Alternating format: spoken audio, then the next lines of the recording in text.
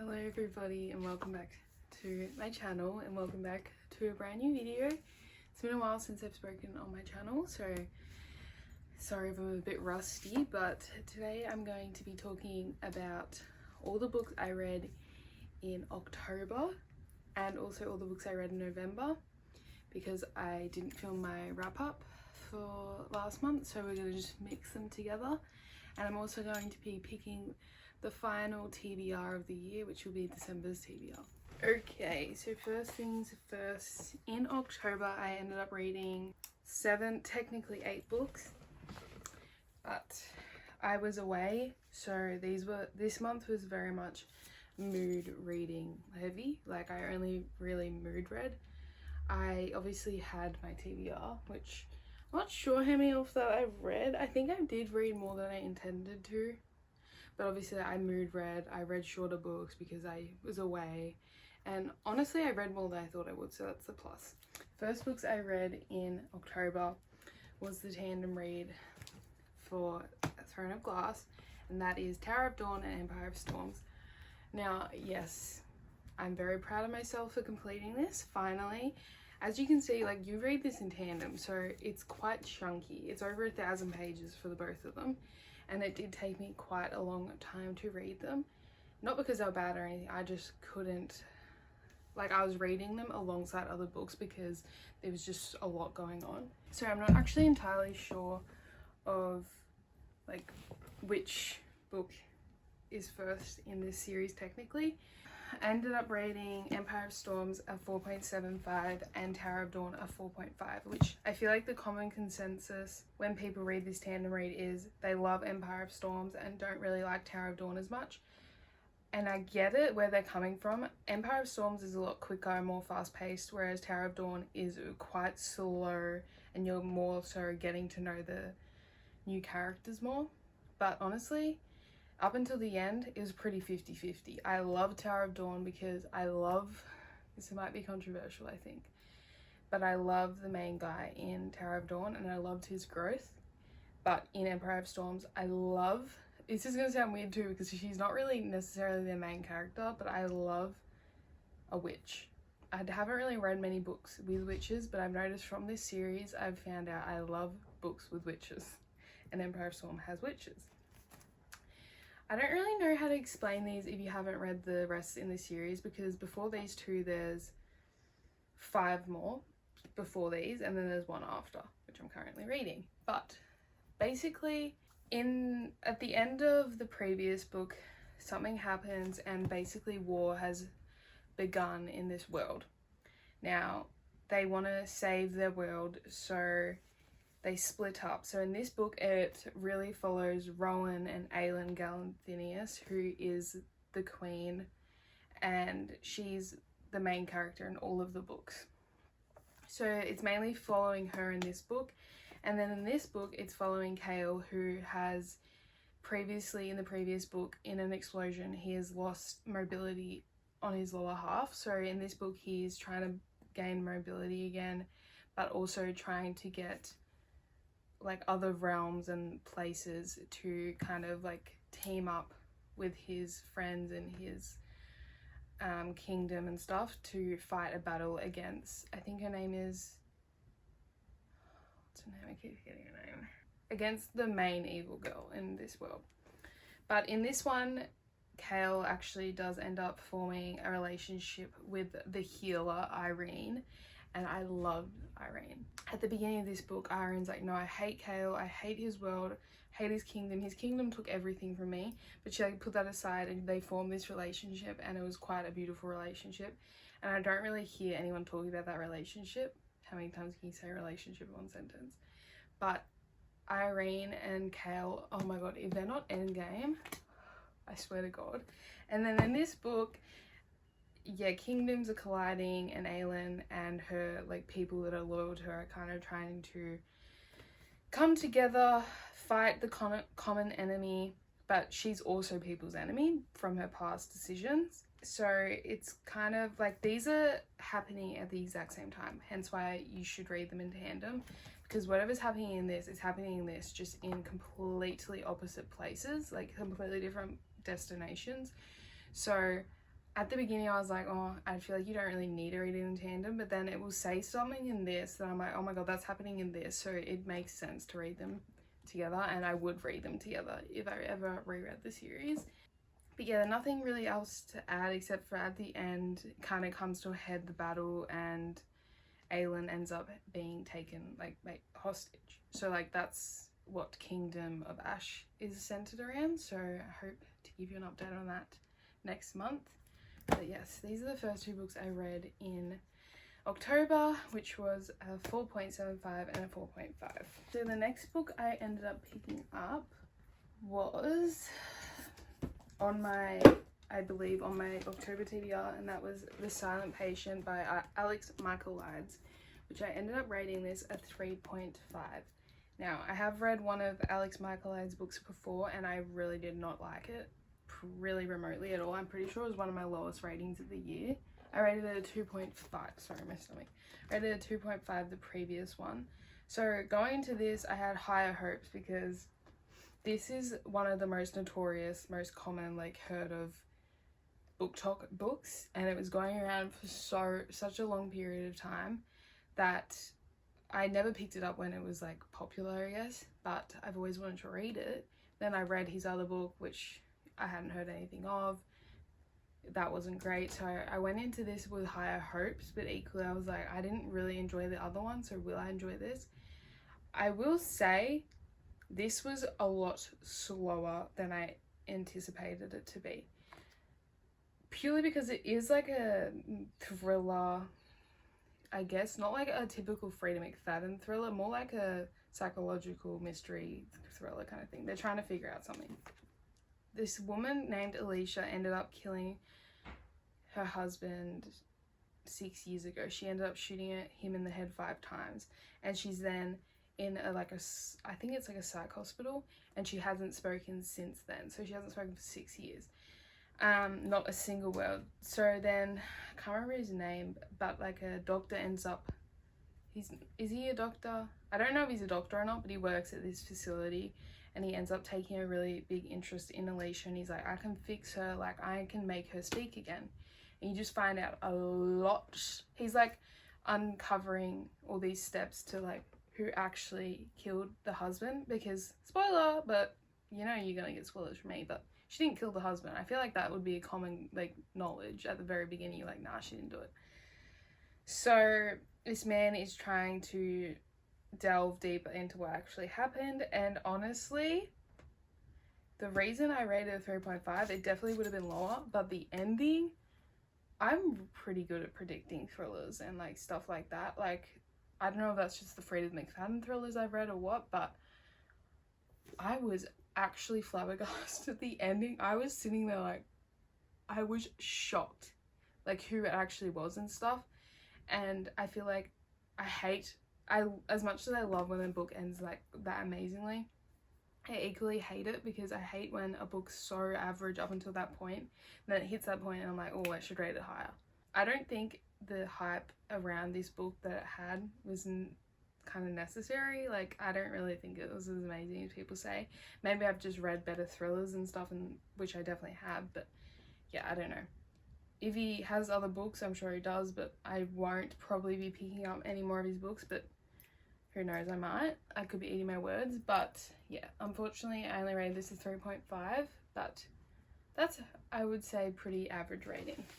I ended up picking up was also on my October TBR, and that was Remarkably Bright Creatures by Shelby Van Pelt. Now, this book was so beautifully unique that I don't think I could literally will ever read anything else like it. I feel like it's like classified as like maybe general fiction or something like that, and I'm the #1 hater of general fiction, not by my own accord necessarily, like I don't want to hate them, but all the general fiction books I've read have been such a low rating and I've not enjoyed any of them, so I just kind of came to the conclusion like maybe general fiction's not for me. So yeah, literary fiction, general fiction, all those books usually I'm not the fan. I'm not like the common audience for that. This book I ended up really enjoying, and I ended up rating a 4.5. it was just nothing I've ever read before, and I knew going into it this is also a very popular book all over my book talk, and I didn't again know it was gender fiction, so that was probably a good sign that like I went into it not knowing, because if I did, I feel like I probably would have been like, no, I'm not going to enjoy it, and I probably would have had that in the back of my mind. So basically, a woman called Tova is living alone. She has no one left in the world. Her husband died, and she begins working at this aquarium where there's an octopus, a giant Pacific octopus called Marcellus. Now, throughout the book, there's separate chapters from her, and then there's chapters from him, which a common consensus for this book, I believe, is that people all loved his chapters more than any of the others, which I 100% agree. Now, throughout the book, you find out that not only had her husband died not that long ago, but over 30 years ago, her son Eric mysteriously vanished off a boat, and she's never known what actually occurred that night. And you kind of start seeing connections between Marcellus and the son that went missing. Obviously, because he's an octopus. He was captured. He's not always been living at this aquarium.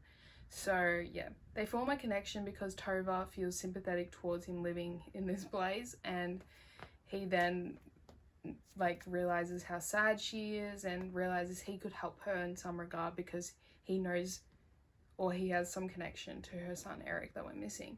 So they form a friendship because he trusts her, and yeah, you just find out a lot along the way about what happened to her son, and someone comes into the picture in regards to the son, and it's just a very beautiful story, and it centers around grief, but it's written in like a very beautiful way, I feel like, and it had some very beautiful quotes. Let me read you some.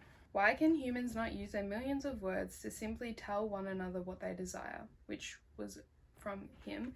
I feel like his chapters were very good because he was having his perspective as an animal and not as a human, so he could talk about humans in a way we can't because we're human. So obviously we're going to talk about things in the way we perceive, but because he's an animal, he's perceiving it in a different way, which I really enjoyed. How did you go on? I mean, he was here one day and gone the next. How do you recover from something like that? She hesitates. You don't recover, not all the way, but you do move on. You have to, which I feel like is a very good way to describe grief. And this is, I believe, why it's called Remarkably Bright Creatures, because in his final chapter it says, humans for the most part, you are dull and blundering, but occasionally you can be remarkably bright creatures. I feel like that sums up his perspective of them, which I found this book very beautiful, very unique. Don't, the back sounds so odd because it says they form a friendship, like a human and octopus, but you really just have to read it, and it's just such a beautiful depiction of grief, of weird, I guess, friendships, like going on with life, being someone that has to live with the fact that someone's gone. It's just a very beautiful book.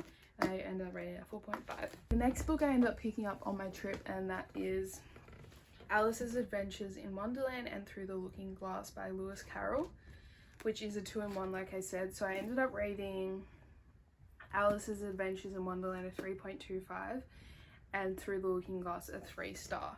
Now, I had way too high of hopes for this book because I love the movies. They're some of my favorite movies. I agree, they're like extremely wacky, and a lot of people like in my life that I've talked to don't really enjoy them, which I completely get. They're so strange. Now, I wouldn't say I was let down, but it was not at all what I thought it would be like. So if you don't know what Alice in Wonderland is, basically it's about this girl who falls down a rabbit hole and she's like following him, and she falls into this world where you can eat things and shrink, you can drink things and grow, like stuff like that. And they're in this world, there's a Queen of Hearts, there's like a Cheshire Cat, there's like talking creatures that shouldn't be talking. It's just a really wacky world. But I think this book is set before the movies, so that I think that's what they didn't confuse me, but that's what I had to step back and realize. But it's following Alice when she's little. So in the movies they go, oh, it's Alice, like she's back, and I never actually fully comprehended it. It's because she goes there when she's younger, she just doesn't remember it. So in this book, it's when she's younger. I will say, half of the stuff that happens at the end of the first movie is what's happening in Through the Looking Glass, whereas Through the Looking Glass, the movie, is so completely different. But this, I feel like, is quite a poetic version of the movie. It's a lot of like the lines is written quite poetically and stuff. But yeah, it wasn't bad by any means. It was very different to what I expected. But yes, I rated this a 3.25 and a 3 star. So not the worst, not the best. The next book I ended up reading, a very rogue one, but I saw it and I had to, was Paddington in Peru, which is the story of the movie. Now, such a rogue book for me to pick up because, like, why would I read this necessarily? But again, Paddington, I think, is some of my like top 5 favorite movies. I love Paddington. I love Paddington with my whole heart and soul. Like, he's just so wise beyond his years. I just love Paddington. And as soon as I saw it, I'm like, you know what? Fuck it. I'm just gonna read it, because what is the best part of reading? When you find a book that you really enjoy. And I knew I was gonna enjoy it because I love the movies. But yes, I ended up reading this, obviously a 5 star. I knew it would be. I mainly got this book because I have a Paddington like bear on my bookshelf and I just wanted it as like kind of display. This one is focusing on him finding his Aunt Lucy, as she's been like, he thinks she's been like kidnapped, but she's just like on a bear farm, and it's just showing him like where he really wants to end up, like where his family lives, which is in England. So that's what this book is about. Nothing really else to say. If you don't know what Paddington is, you're living under a rock. But yes, rated this a 5 star. Now the final book I read in October was a classic. Like I said, I wanted to read more classics, and that is Wuthering Heights, which this book is a retelling by Tanya Landman, but the original is by Emily Bronte. So I ended up rating this a 4 star. Yep. This is obviously a retelling, so it's not like the full version, and it's only 96 pages. So literally the easiest book I could have read this month, but I really thoroughly enjoyed it actually. I've never read the original, like I said, but I would love to read the original because based off this, I think I'd really enjoy it. I don't know if the original is from Heathcliff's perspective or Kathy's. From what I think I looked it up and it says from Heathcliff's. Basically, a young girl called Kathy, her father ends up bringing a filthy beggar boy named Heathcliff into the home, and immediately off the bat she forms this connection with him. It's a friendship that turns quickly into like a love relationship. They don't really know it's love because they're so little, but they quickly figure it out, and they're not really destined for a happy ending. Like, he's a filthy beggar boy, for Christ's sake. Like, the only people that really appreciate him, I would say, is her, slightly the dad.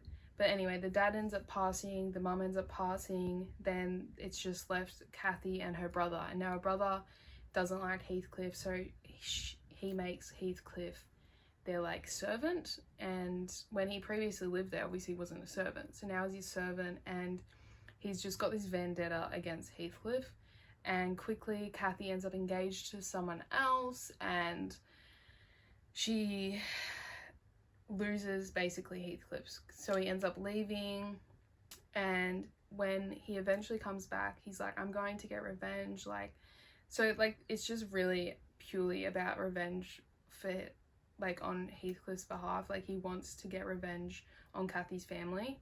Yeah, it just goes from there. It's just really him trying to get revenge, and it ends with a lot of heartbreak and grief. It was a very, I don't know if I've read a retelling, I don't think I have, but if this was as good as it is, I can only imagine how good the actual book is. But yes, I ended up rating this a 4 star, but let's see some of the quotes I highlighted. The two of us together were bigger than the sky and freer than the wind. The only person who had ever seen me was Heathcliff, and without him as my mirror, I could not even see myself. So yes, that was the final book I read in October. So these were the 8 books I ended up reading in October. Pretty good month, thankfully, because this next month I'm about to talk about, November, was not as good, unfortunately. So let's get into my November reads. In the month of November, I also ended up actually reading 8 books, which trust me, when I talk about this month, you'll be like, how do you even read that many? But I was in a book slump this month. Don't know, it doesn't look like I was, but trust me, I was in a book slump, and it was some of the worst time of my life. Sounds dramatic, but very true. I managed to go the whole year without a book slump, but suddenly this month I just didn't want to read. The books I read weren't the greatest. Like, I had some really good books this month and some absolutely shocking books. Like, some books, like, I had the lowest rating books this month, and I don't usually rate this low, trust me. But book slump, I think I'm kind of dwindling out of it. I'm really freaking hoping, because it's not, if you read a lot, you know it's not fun to be in a book slump when all you want is a good book and it's just nothing is hitting. So let's get into the 8 books I've read in November. Don't be fooled by the first book I'm about to show you and my rating, because it just really kind of just slowly goes down from here. The first book I ended up picking up in November was Glow of the Everflame by Penn Cole, which is book 2 in the Kindred's Curse saga. Now, I read the first book in this series, Spark of the Everflame, I think like quite a while ago now. Like, it's got to be like 4 or 5 months ago, shortly. And from what I heard from this is people's favorite, but I think there's only 3 out at the moment. But I've only ever heard people rate this a 5. So I went into really high expectations and they were met. I did end up rating this a 5-star. But basically, at the end of Spark of the Everflame, DM, who is the main female in this book, she's the female main character. You know, the typical fragile, timid. She was initially a healer in Spark of the Everflame, and she lived in a world where there was the blessed kindred. So the people with powers, and then there was the people without powers, and they were like healers and like kind of living in poverty and blah blah blah. So she lived in that world. She was a healer, but she was taking this, I can't remember what it's called, something root. She was taking this supplement basically, but she didn't know why. Which you find out in this book, she's taking this supplement to hide the powers she has. And she's from a family where they don't have powers, so she's like, how do I have powers, basically? But at the end of the book, she ends up with a crown on her head. Now, this crown is given to whoever is the most powerful in like this realm by the I can't remember. I'm so bad at explaining books, especially fantasy. It's given to whoever's the most powerful by this person who is the most powerful, basically. She's like the god of this world. So DM ends up with this crown, and she's like, how do I have this crown? I don't even have powers, and it's only given to people with powers. It was initially meant to be going to Luther, they believed, but it ended up on her head. Now, that's kind of where this book leads on from, and it's kind of DM trying to figure out why she's got the crown. She's coming into a world with the powerful people that they're like, she doesn't belong here, she can't rule our kingdom, like blah blah blah. And basically there's this rule that if you are going to be the queen of this realm or whatever, anyone can challenge you. There's lots of different kingdoms, and if they choose to challenge her, their most powerful person from those kingdoms will challenge her basically to the death, and whoever wins will get the crown. Now, she has chosen to ally with the kingdom that Luther is from, and she forms friendships with Luther, obviously, relationships with him, friendships with his family members, and it's just a very supportive, tight-knit group between the younger people, I'd say. Now, she has never like ignited her powers, like she's never used them, so she also has to learn to use them.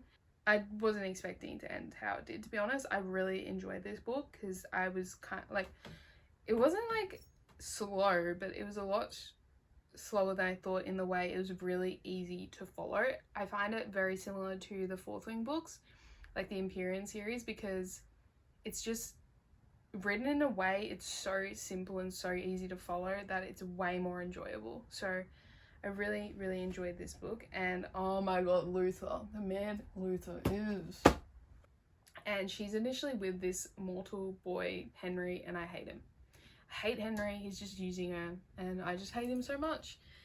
I highlighted many quotes, so let's read some of them, shall I? Strength could be fueled by love just as easily as hate. Now this whole book, Diem is fighting her feelings for Luther because she wants to be with Henry, she thinks. But thankfully she comes to her senses. Like a moth to a flame, I was drawn to his glow, even as my wings burned and curled in the intensity of his fire. To show off your scars is to tell the world you're not ashamed of what you've overcome, which I really like that quote. Maybe there are some things love can't survive. If the love is true, there's nothing it won't endure. You are the fate my heart was spared for. As long as it beats, you will never fight alone. The yearning Luther does, oh, I just love him. The world is full of reasons to quit or run away. If you find something that brings you joy, hold on to it with everything you've got. I just love this book and I rated it a 5-star, so good start to the month. Now we're keeping this momentum, and the next book I read also was pretty good, and that was Heart the Lover by Lily King, which I ended up rating a 3.75. Once again, if you don't like my 0.5 ratings, suck it. I definitely went into this book with way too high expectations because I had seen it all over my BookTok for quite a while, to be honest. This book is classified as literary fiction too, which again, don't have the best luck with literary fiction, usually don't enjoy it as much. What I will say about this, it centers around Jordan, something like that, but she meets these two boys, Sam and Yash, when she's in senior year, and she ends up dating Sam. He doesn't exactly treat her well, and then she realizes her true feelings for Yash, and it just spans along over a really long period of time, like decades and decades. But Yash and Jordan end up in a relationship, and it all seems fine and well. You think they're gonna end up together, and then he kind of just doesn't show up one day, and she's like, no, I'm done, we're done. And then it's like shows him like decades later, he's really sick with I think cancer. She's got her own husband, sons, but one of her sons is sick. And yeah, it ends quite sadly. Yash ends up passing, and I just didn't agree with her decisions, like even remotely. She was constantly being treated so poorly by this Sam guy, and she just kept running back. I'm like, girl, have some self-worth here. He's a fucking dickhead. I hated him so much. And then the same with the Yash guy. He just didn't treat her as he should have. Like, he was a lot better, but like how it ended, I was like, you're a dick too. And then in the end, she had to choose between helping her son or seeing the guy dying cancer, which yes, you should have seen him, which she did. But then she just ended up staying and didn't go back to her son. And I just didn't personally agree with some of the decisions she made. That's just my opinion. But I did end rating it 3.75. It wasn't the worst book. I just found myself sometimes, a lot of time with literary fiction, I find myself, it's way too slow. But I feel like that's just how it is. But I did enjoy the aspect of like the yearning, then like, oh, did I make a mistake? Was the decision I made correct? Like blah, blah, blah. But yes, this is a 3.75. We are together because, which I ended up rating a 2.75. Quite a low rating. This book hooked me purely because it says at the back, siblings, sex, and the end of the world.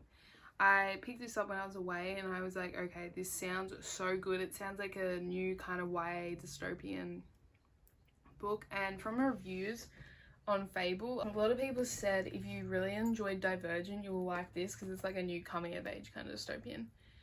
They lied to me because I really enjoyed Divergent, and I didn't enjoy this really at all. It started off like fine. I was like, okay, this is like, I feel like I could get into this. It was just kind of setting up the world, and you find out who all the characters are. This is also classified as a general fiction. So this is what I mean. It's really could be my fault. It could be the fact this is the book that put me in a book slump, I think. I just didn't know what it was, but I didn't enjoy this, unfortunately, at all. So basically, Luke and Connor, Thea and Violet are spending their first holiday alone together in a house in the south of France. Now the boys are like full siblings and the girls are full siblings, but they're all half siblings and they don't really know each other. So they're spending time at this house, and immediately off the bat, Violet's kind of quirky and a bit weird. Thea's like really interested in sex and like boys and like things like that. Luke is very easygoing and he's just trying to figure out relationships with men and stuff like that. And then Connor is closest to age with Thea, and yeah, they're kind of trying to hide attraction for one another. They're into each other, which is weird obviously because they're half siblings, but whatever. And immediately off the bat, like, I think it's Connor. Yeah, Connor starts hearing these weird buzzing noises. And he's like, what is that? And Bodhi explained this book perfectly when I told him what was happening. It was telling me so much, but it was explaining nothing going on and nothing really freaking happened, and it was so infuriating. So they're just in this house. It's just a lot of back and forth learning about them, what's been happening to them, but not really learning anything. And then in the end, the dystopian factor, the world basically shuts down. You know, typical, like no water, no food, everyone's gone, you're not allowed to go outside. I think it's Connor ends up leaving to go find water or something, never comes back, and like he dies, like his body is eaten and stuff. You don't know by what, you don't know why and stuff like that. And then Violet ends up disappearing at one point, so Thea and, oh sorry, not Connor, Luke goes missing and dies. So Violet goes missing at one point too, and Connor and Thea end up alone. They're like, okay, well there are only two left, let's just bang it out. They end up having sex. Violet comes back and she's like, I'm gonna forgive you, it's fine. Then it's like a buzzing noise, and then the book ends. Like, what do you mean? What was the point of this book? And I'm like, I'm really passionate about it because I'm just like, you told me a lot, but you explained none of it, and I'm really infuriated. Now, I don't know if there's a second book to this, but if there is, I'm not reading it. I just really was let down by this purely because it didn't explain anything to me. So, that's my thoughts on this book. I'm really upset. Continuing on this theme of very bad books, I ended up picking up next, which is also a newer book for me. I ended up picking up Children of Eden, which I rated a 2-star.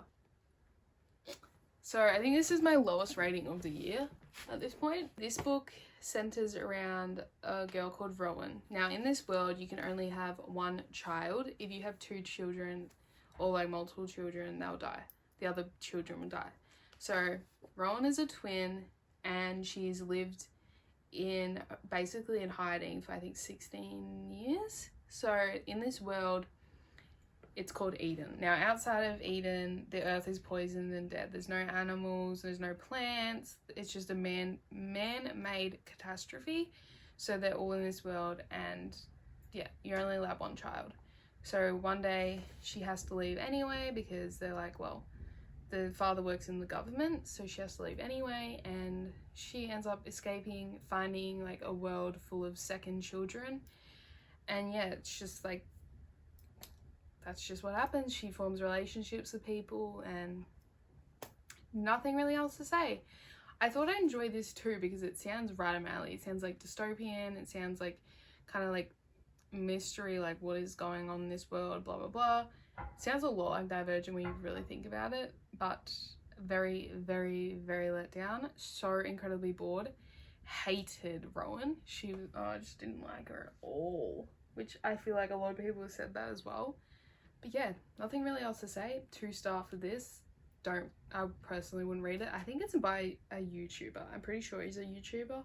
Joey Graceffa. I don't know, but this is a series too, and I will not be continuing. The next book I ended up reading was The Maid by Nita Prose. I had extremely high ratings for this, high hopes for this book too. I only rated it a 2-star as well, unfortunately. This is a series as well. I will not be continuing this series either. There's a maid called Molly, and she works at the Regency Grand Hotel, and she's like their best maid basically. She's kind of like neurodivergent. She's really weird and just like doesn't kind of read social cues like well at all. But one day she finds a man called Mr. Black dead in his bed, and it's just kind of her. She can see more than other people, and you kind of realize why, and it's because she knows what actually happened to Mr. Black, and she knows how he died and all that. And it's like a mystery, but it was so predictable.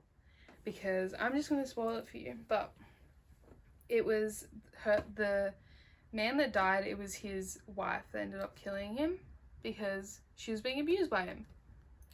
Like, kind of predictable in that regard. I kind of did see it coming, so that's why I think I didn't really enjoy it, and I really didn't even ever want to pick it up, sadly. So that's why I only rated it a 2-star.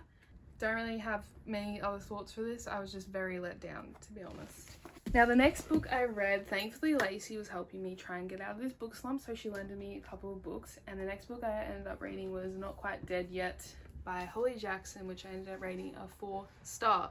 I was pretty certain I'd enjoy it because Lacey really enjoyed it when she explained it to me. She never explained to me like what actually happened in the book, but she explained to me the book, and it just sounded right up my alley, and I thought I'd really enjoy it. But basically what happened is Jet, who is a 27-year-old woman, one night is attacked on Halloween and she's murdered, essentially. She wakes up from this murder, like how she murdered, she wakes up. But she wakes up from this murder and they're like, basically you only have like a week left to live because there's a puncture, I think, in her brain, like a skull into her brain. So she only had a week left, and she's like, I'm going to spend this week trying to find out who murdered me. So it's her and her friend Billy trying to uncover who murdered her, and it's just a lot of twists and turns along the way. And to be honest, the only people I did like in this book as well were really Jet and Billy, which I feel like was fine because they're like the main characters. This book wasn't only a mystery, it had like a lot of yearning because Billy was so in love with Jet, and she never really realized until it was kind of too late, and she's like, wow, I think I love you too. And oh my god, the ending, I was freaking flabbergasted too. I was like, unfortunately I spoiled it slightly for myself on TikTok, actually unintentionally this time. I usually do it intentionally, but it was nothing how I expected it to end.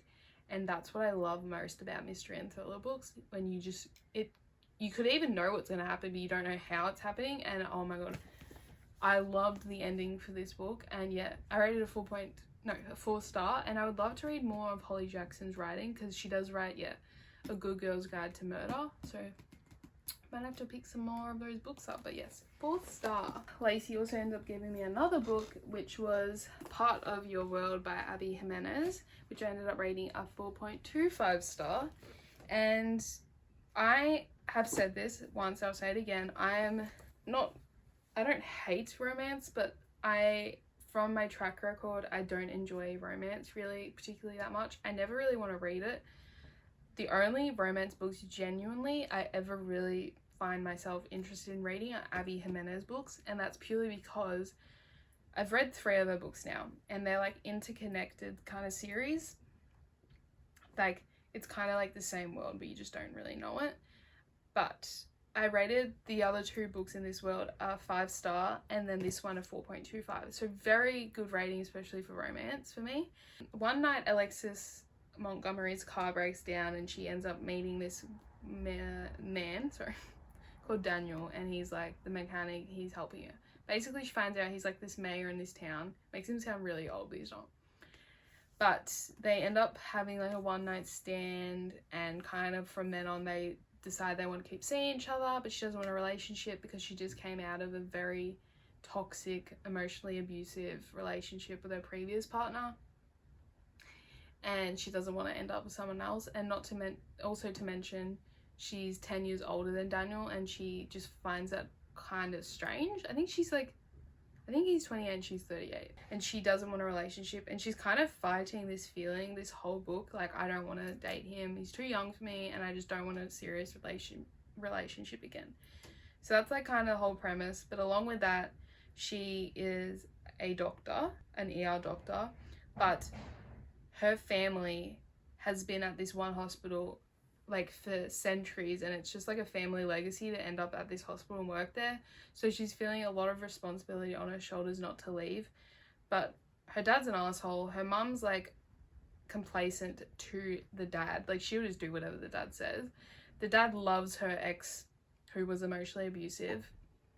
So she's kind of just like the only person really in this book that's supporting her is her best friend Brie. Now, you can tell she's like miserable. She wants to be a doctor, but you can tell she's only doing it at this specific hospital because she kind of has to. There's a point in the book where Daniel and Alexis decide to go their separate ways, not because he wants to, but because she does. And her friend's just like, well, what makes you happy? And she's like, I want to be with him. That's what makes me happy. So it kind of, in the end, has a very happy ending. And I literally was kicking my feet. I was obsessed with the ending. There just is nothing more like than a guy who knows what he wants and then he just shoots for it, and then the girl eventually realizes. I love that. 4.25, and I'm definitely going to read more of her writing, that's for sure. This is where the slump comes back into it, was Come Again by Robert Webb, and I ended up rating this a 2-star, sadly. It's about a woman called Kate, and her husband Luke has just died from, I think he has like a tumor in his brain. And they were together for 28 years, and he just died suddenly one night. So the beginning of this book is her dealing with the grief and her coming to terms with the fact that she doesn't want to live anymore and she's lost the man she has loved for this long. I didn't really enjoy the first half of this book like at all, purely because it felt so slow. Like, obviously she's going through grief, that's completely understandable, but it was just talking about some random, like, it was her wanting to quit her job, then the boss wanting to fire her, but the boss was really dodgy, and they like hired people for like second chances, like criminals and like creepy guys and like stuff like that. She's the IT person, so she knows, she's got all this evidence against this guy. And then, yeah, I don't know, the second half of the book, this is what I was interested in. She ends up waking up in the wrong room in the wrong body, and it's her when she's 18 again, in her college room, and it's just her like reliving her relationship with Luke and stuff, but her husband, but it didn't end like remotely how I thought it was, and I was really like let down. And I saw a lot of comments on this book, the reviews were saying it didn't go in the way they thought, and I agree. And not necessarily that that's always a bad thing, but this book I found it was, because it's just not what I wanted to read about, really. It's about like having multiple loves in your life, which I completely get. Like, you can have multiple loves in your life. I just wasn't expecting it. But yeah, 2-star. I wouldn't recommend this, really. I found it quite slow, quite boring. Just not what I wanted to read, and that's fine.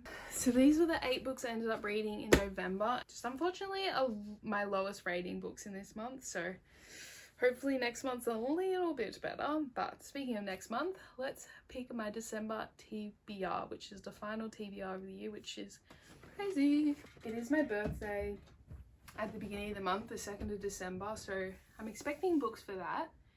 So I'm gonna pick a TBR.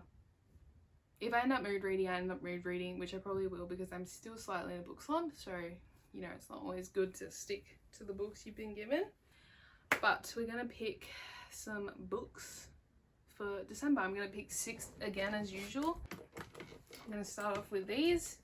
So the first book on my December TBR is Pet Sematary by Stephen King. Okay, I do want to read some more Stephen King books. Now, this has been on my TBR before. I didn't end up getting to it, sadly, but obviously this is a classic Stephen King book, so I actually hope to get to it this month. But this is the first book on my December TBR, Stephen King's Pet Sematary. Second book on my December TBR is Chaos Walking. This is Chaos Walking, and if you don't know, this is a movie, and I have seen the movie. It was one of the first ever movies I saw with Bodhi, and we've been together for 5 years, so this came out years and years ago, and it was really good. Basically, I think the people's thoughts you can see out of their head, so that you know what they're thinking, from my memory. But I hope to get to it. Who knows if we will or not. It's probably not on the top of my priority list, but I really did enjoy the movie, so I'm hoping to enjoy the book. So this is the second book on my December TBR, Chaos Walking by Patrick Ness. Third book on my December TBR is David Attenborough's Adventures of a Young Naturalist. Now, I've started this book multiple times, Very bad on my behalf, I know, but I'm gonna really try and read this properly this time. In my defense, like both times I've tried to read it, I haven't really read that much. It was kind of just like a last minute book I picked up for the month. So, but yes, this is just about his life on the zoo quest, I believe. So I will get to it. I'm really praying I get to it this month. But this is the third book on my December TBR, Adventures of a Young Naturalist by David Attenborough. So I haven't done this in so long, so I'm actually really excited. First prompt is a female author. Surely this should be easy. Okay. Right off the bat, I've got some options here. We have Dreams Lie Beneath by Rebecca Ross. Iron and Embers by Helen. I'm not even going to try and say that. It's also a fantasy. Is V. Schwab's a female author? She is. I have Bury Our Bones in the Midnight Swirl, which I'm really wanting to read this. And this is obviously a female author. One Dark Window by Rachel Gillig. That could be good. I've had that one on my cart for a very long time too. Intermezzo by Sally Rooney. Oh, I could read that too, actually. I feel like it's out of Intermezzo and Bury Our Bones in the Midnight Swirl. Now, out of the two, I think I'm really going to enjoy this one, and I don't really think I'm going to enjoy this one. I'm going to go with Bury Our Bones in the Midnight Swirl by V. Schwabs because I've heard amazing things about this book. I really do think I'm going to enjoy it. It says 3 young women, their bodies planted in the same soil, their stories tangling like roots. So this is going to be the 4th book on my December TBR, Bury Our Bones in the Midnight Soil. I'm very excited. I'm not gonna lie. The 5th book is a book with an object on the cover. So that could literally be anything. That's good. So what are my options here? Intermezzo, because it's got a chess piece. That could be an option. Wow, this is proving way harder than I believed. Magpie by Elizabeth Day. It has a feather. This is like a mystery thriller, I think. The Ashes and the Star-Cursed King. It has a crown, a sword. That could be really good too. This is a thicker. The thing is, I need to remember I'm reading Kingdom of Ash, so I don't know if I want to read a super thick fantasy with it.